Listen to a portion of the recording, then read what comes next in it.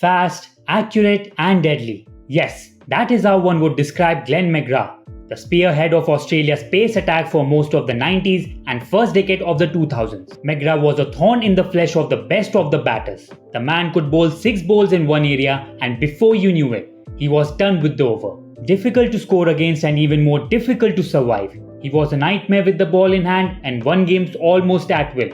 Yes, he was not a super fast bowler, but he was one of the most frustrating Australian bowlers to face. McGrath was one of the reasons why Australia was an unstoppable force in the mid-90s to early 2000s. If he did not have the luxury of swing, pace and physical intimidation, he troubled the opponent batsmen with his accuracy, bounce and error-free line in length. And to be honest, when I was a kid, I watched Australia's match just because of him. So today, we are diving deep into the career of one of the greatest fast bowlers the world has ever seen, Glenn McGrath. So without further ado, let's jump right into it.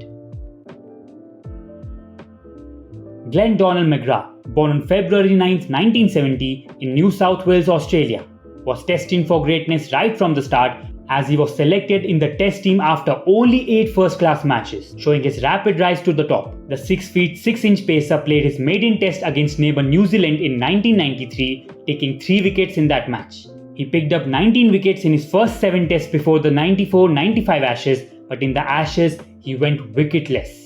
However, Steve Waugh, who would captain McGrath later, apparently observed during that time McGrath was trying way too hard to master the art of consistency, the characteristic that would later on earn him the tag of an all-time great fast bowler.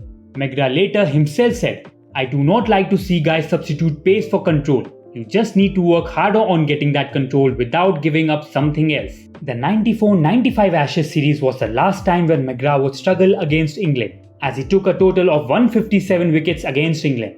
By the end of 1997, McGrath had 164 wickets at the remarkable average of 23.43 from 36 tests.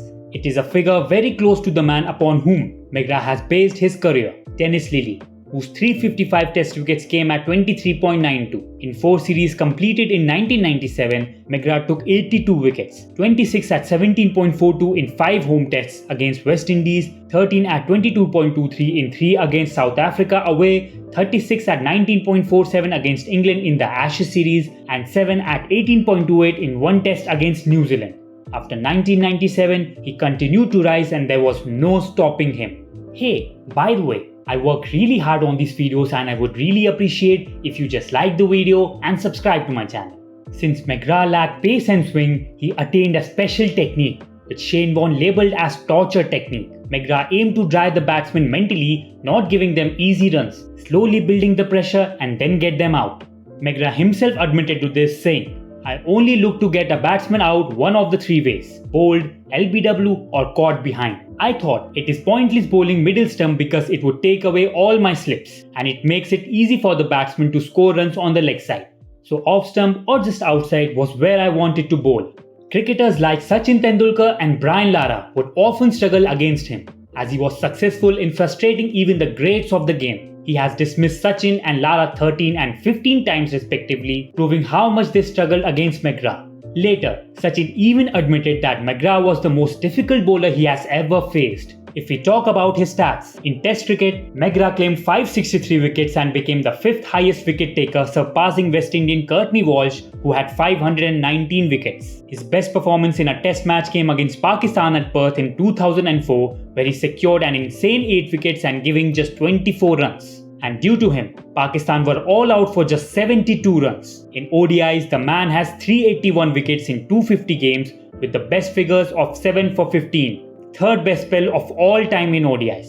His ODI bowling average was 22.02 from his 250 matches. And did you know, he's the only cricketer to take wickets on his last ball of his career in all 3 formats: Tests, ODI and T20, a feat that no one else has ever achieved. His success also rubbed off on his team. Australia have lost only 1 Ashes series in which McGrath played and won 3 out of 4 World Cups in which he took part. He stepped up in crucial moments when the team needed him the most. For example, McGrath took the crucial wicket of Sachin in the 2003 World Cup final to ensure that India never got close to Australia's target. He took 26 wickets and at that time, it was the most in one edition.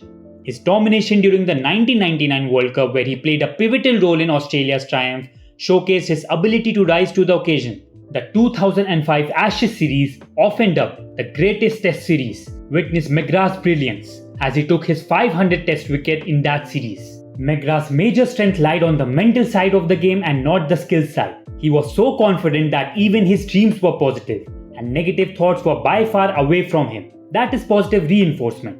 I used to call it visualization. With the disciplined tactics, strong beliefs, and tremendous hard work, McGrath went on to play 14 years for Australia, and in the course, he became the most successful fast bowler for not just Australia but overall across the globe. A wicket-taking machine, a bowling genius, and a legend in his own right, McGrath's place in cricketing history is secure.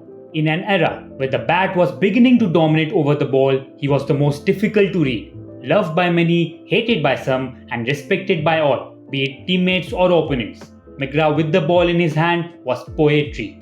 A beautiful action that proved deadly in the end result. And there you have it, folks, a glimpse into the incredible career of Glenn McGrath. Thank you for joining us today, and until next time, keep celebrating the legends of the game. Hit that like button, subscribe, and share the video for the love of cricket. See you soon.